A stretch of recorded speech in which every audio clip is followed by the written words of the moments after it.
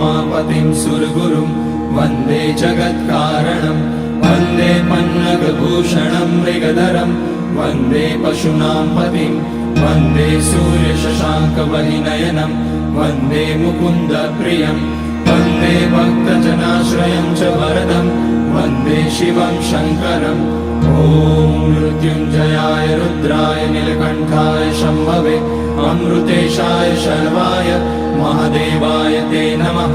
नमस्तेस्तु भगवन् विश्वेश्वराय महादेवाय त्र्यम्बकाय त्रिपुरान्तकाय त्रिकाग्निकालाय कालाग्निरुद्राय नीलकण्ठाय मृत्युञ्जयाय सर्वेश्वराय सदाशिवाय श्रीमान् महादेवाय नमः।